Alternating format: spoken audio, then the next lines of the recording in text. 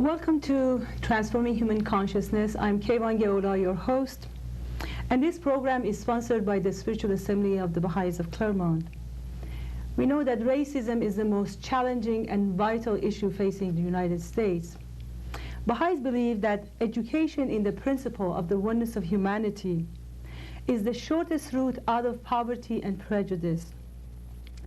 We believe that America's peace, prosperity, and even its standing in the international community depend on healing the wounds of racism and building a community where people of diverse backgrounds can live as members of one family.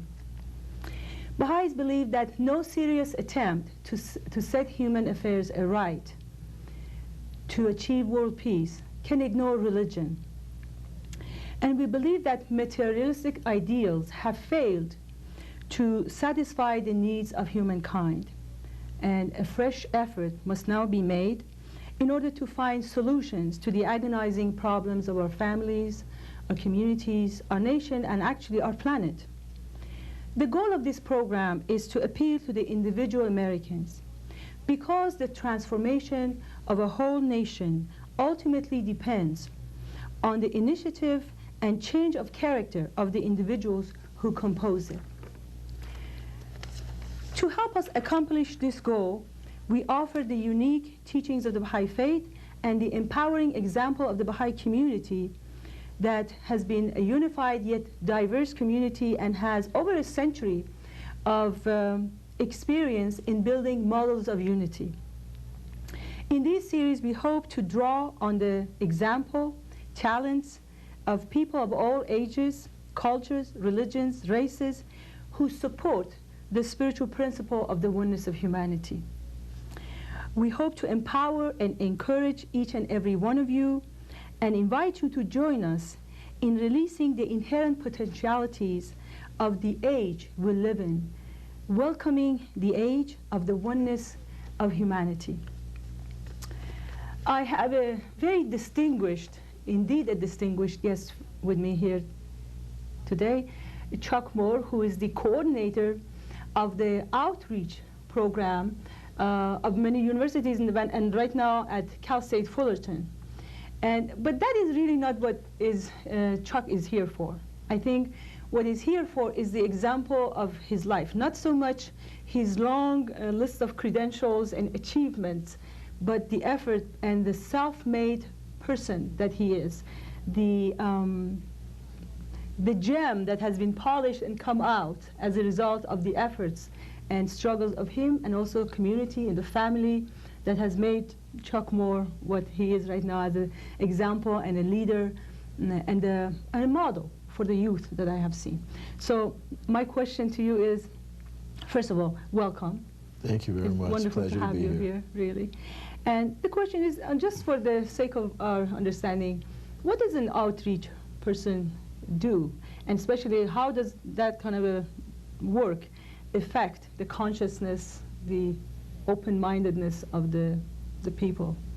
I have two things on my agenda here in terms of outreach. Number one is I basically provide information to people who are ready to go to college and providing them access, direct access to the university, which I now represent. But probably a much more enjoyable piece of my job is looking for people who do not believe at this particular point in their lives that college is for them. I see. They come from low-income backgrounds or ethnic backgrounds that traditionally don't go to college. And the students in these families are usually in families where neither parent has even graduated from junior high school, possibly in another country, even within the United States. So I work very, very closely with folks in the second category to relieve some of the stress, to take off to help them relieve some of the fear that is naturally inherent in this particular college admissions process. What do you tell a person who says, well, who thinks that, well, I'm not a college material because nobody has been in college, I need to go get a job? What do you tell them? How do you inspire them? How do you motivate them? How do you empower them? I ask them, first of all, to question their definitions as much as possible. What is a college student? And I try and redefine that for them. I've seen college students who have been successful after 4 years, 5 years, 6 years to get their first bachelor's degree, who were terrible high school students. As a matter of fact, some who hated their first year of community college, and something happened in terms of helping them realize that they needed to refocus their energies. I would basically tell someone that a college student is anyone who can stick to any particular program until it's completed, no matter what it is. And I try and show them that there's evidence and other things that they've done in their lives where the amount of perseverance that they would need in order to complete college successfully has already been demonstrated. So they build on a success, and it's not a brand new enterprise. It's only a new place where you're using the same old talents of perseverance and dedication and being willing to ask questions and not sit and be resolved until those questions have been resolved. I kind of think that that is not an academic knowledge with you. That has been, I guess, part of your experience.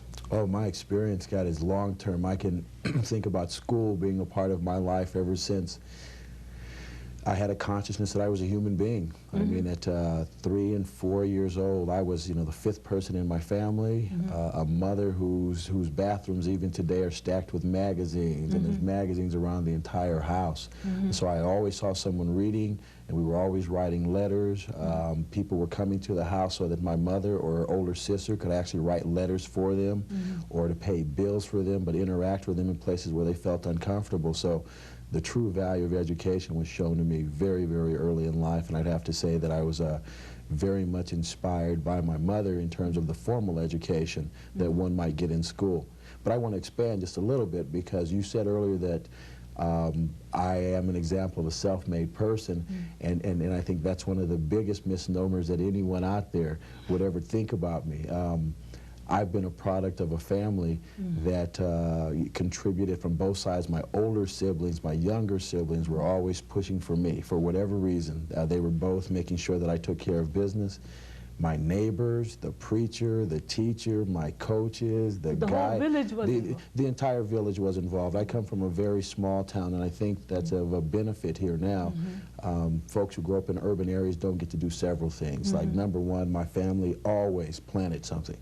We always had our own tomatoes, own lettuce, own corn. We raised our own chickens when we lived in a town. And then, fortunately, we had the opportunity to actually move to a little country town of about 1,200 people when I was 14 years old.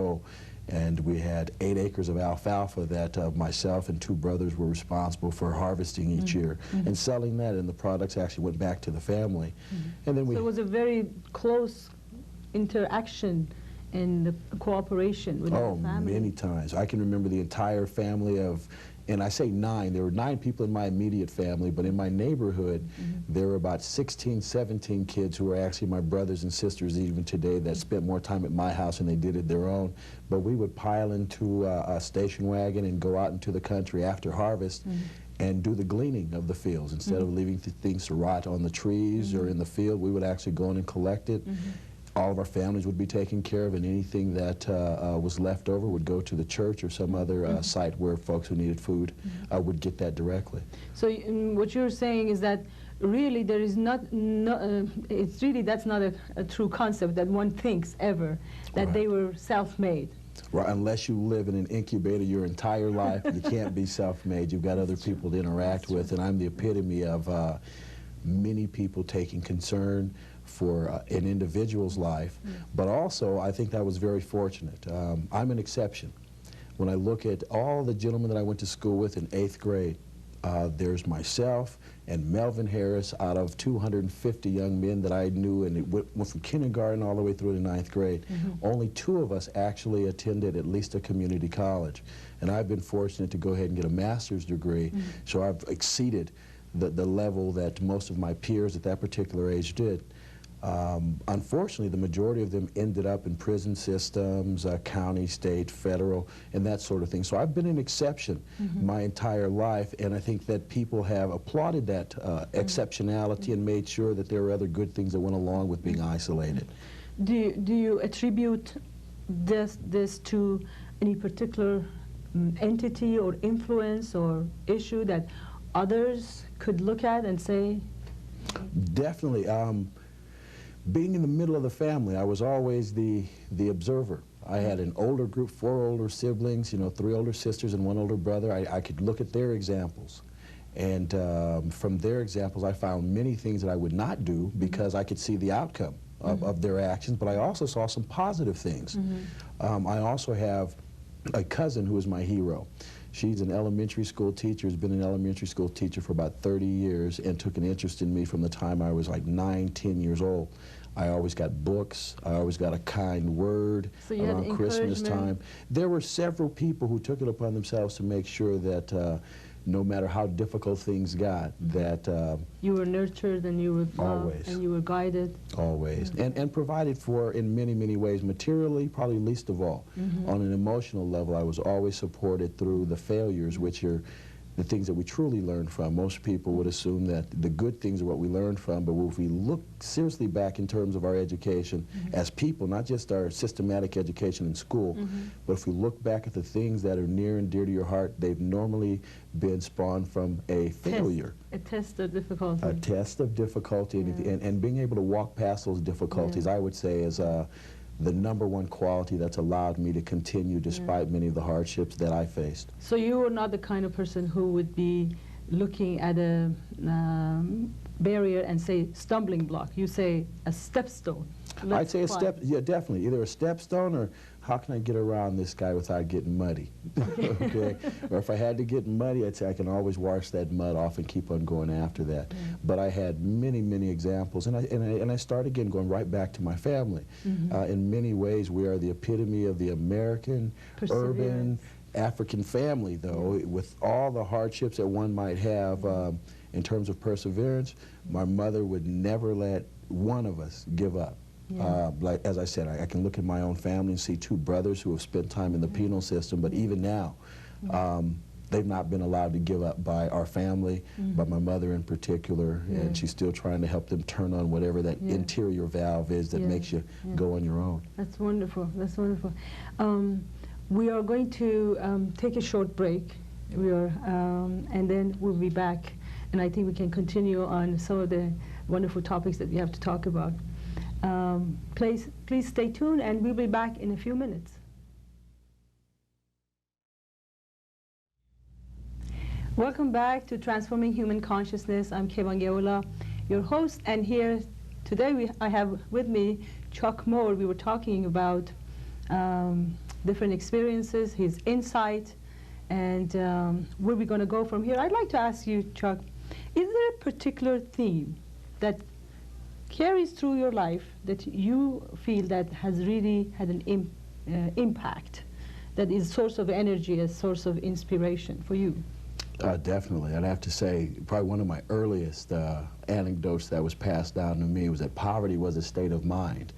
I grew up in a place where the majority of people in my neighborhood were actually receiving welfare, and even within that group of folks, I could have people pointed out to say, no, these are folks who have actually bought into being poor and helpless, etc., where on the other hand, I saw other people who took the little bit that they were given by the government and actually translated or changed that into something that allowed them to take care of themselves much better. I found people that one might consider poor by economic standards to be some of the most giving people in the entire world. Whereas then I saw other people who had lots of things who really, as far as I was concerned, suffered from a poverty of humanity. They couldn't interact with other people.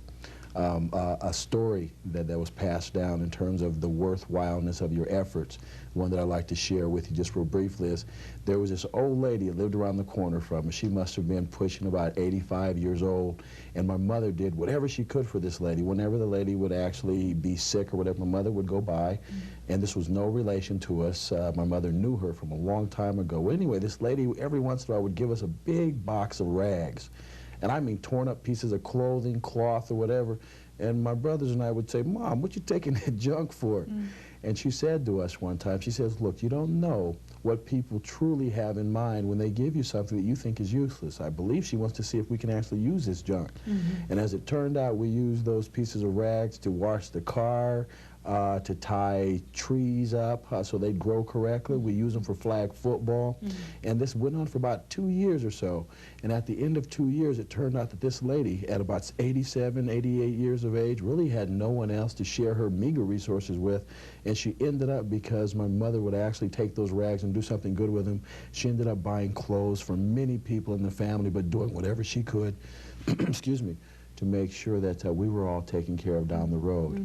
So in terms of, I'd say poverty, a state of mind, I've seen very wealthy people who are poorer than the most materially lacking people that I've come in contact with in my life. So if you, if you can share and join in with other people, if you could, in your spirit, you can join in with them, give and take, then you're never poor. You're never poor. As long as someone thinks of you, you're never poor. There's an old African proverb that comes to mind which says, too, as long as you're remembered in the heart or the mind of someone else, you're never gone. That's right. And that's regardless of whether or not you're physically still here in this bag of bones that we walk around You know, with. that's interesting, because that's also a Baha'i concept, that if you can live in the hearts of people who love you, you never die.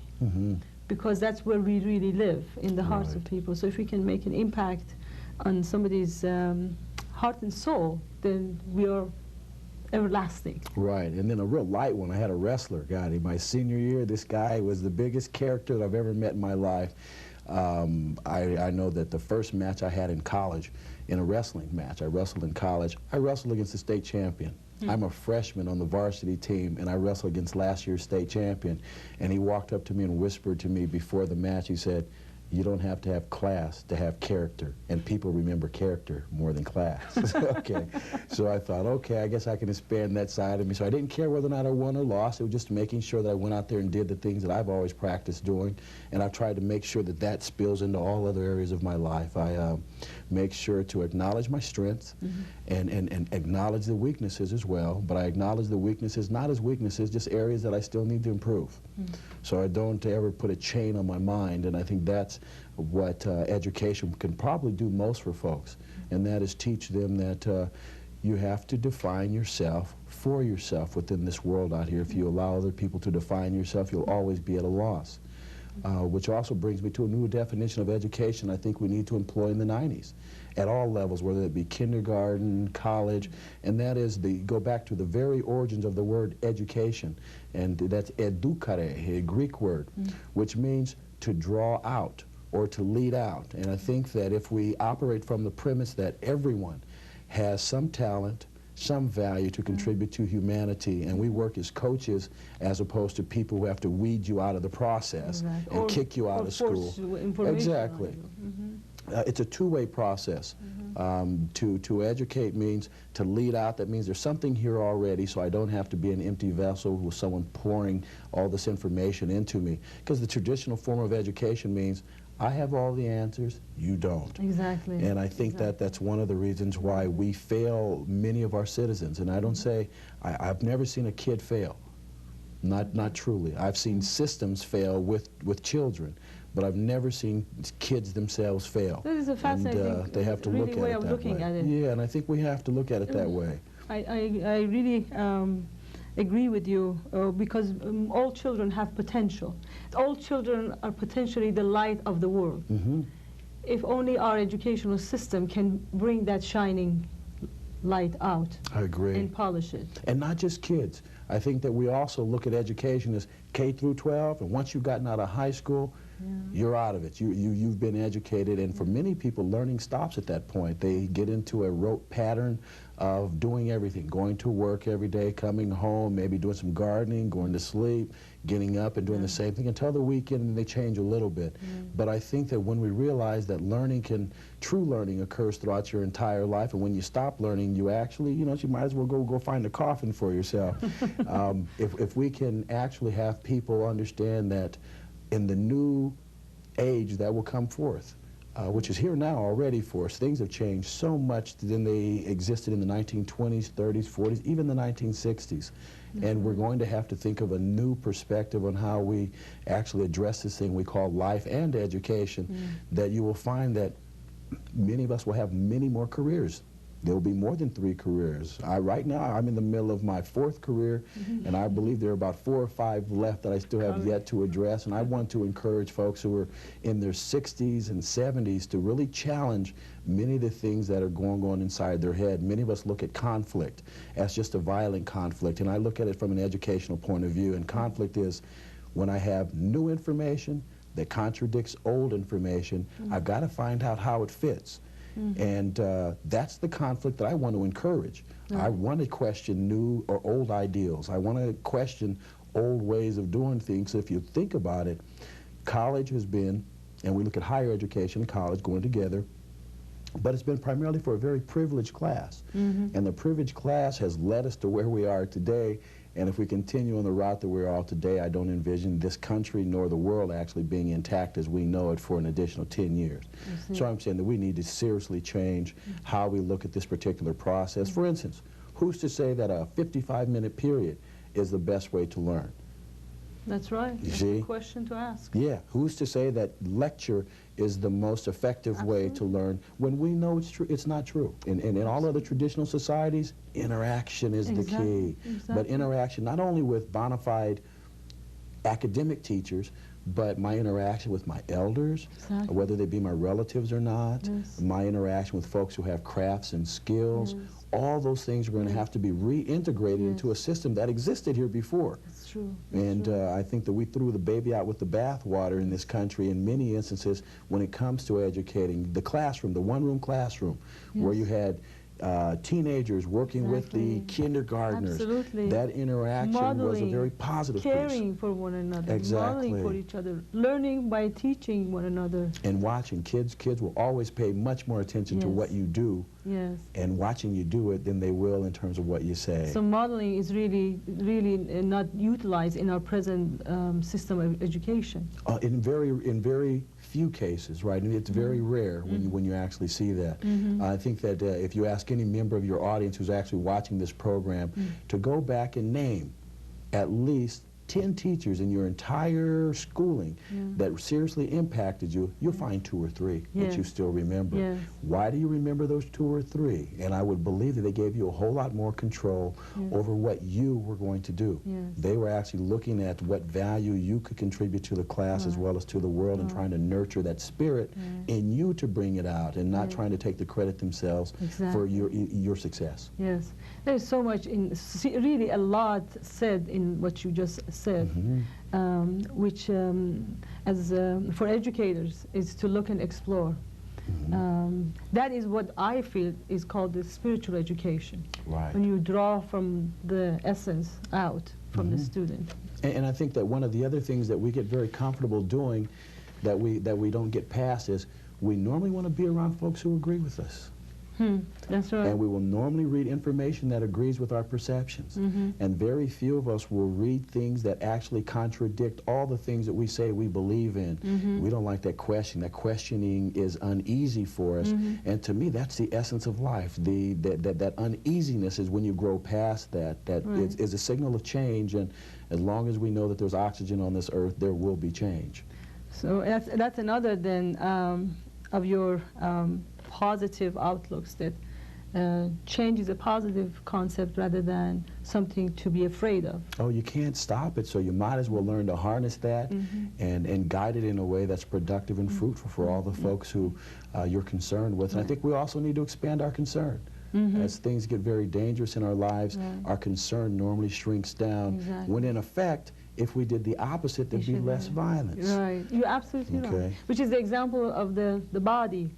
We as a society, as a planet, function like a body. So we need to take care of the whole, and the whole together become well. Exactly. They say, what's the chain? The chain is as strong as its weakest link. If we look at humanity now as a chain of people, there have been many folks that we've left outside to become very weak. And that's not, I don't mean just poverty. I'm talking about folks who materially have everything that they need, but spiritually they're in a different place, or even religiously. And I separate those two things. And And I separate them based on this particular notion. In terms of spirituality, I think that's a tie to people and to the essence of humanity. Whereas religion, on the other hand, can be a practiced set of ideals and rituals that sometimes closes you off to all the other things that other people in life who don't think like you may have to offer and contribute to your life. And if your religion is doing that kind of a thing, maybe you should reconsider even having one. I agree. Jump back to the spirituality piece of it. What point is having when it removes you or moves you away from being one? Exactly. Or being in harmony. It's always amazed me as a young child in terms of my own religious experiences, because I saw in the churches people who wanted to congregate with each other, and they were almost prevented from talking to anyone who was not within that little cluster of folks. And I thought, wait a minute, you guys say that Jesus was your follower. He talked to anybody, as far as I know, from reading the Bible and other historical accounts. He was out to talk to any and all folks to try and get them to see the spirituality and being at one with what some folks call God, what I call, on the other hand, with nature. Being at one and being very, very clear about your role with nature was the real essence. But Chuck, one of the things we have here is shortness of time. Okay. Unfortunately, we are out of time, but I'm hoping that we could have you back again. Thank you so much for being my guest. I really appreciate that. And for our audience, if you wish to share with us your views, please contact us through the Baha'i Faith P.O. Box 686, Claremont, California 91711. Until we meet again, this program is Transforming Human Consciousness, and I'm your host, Kayvon Geola.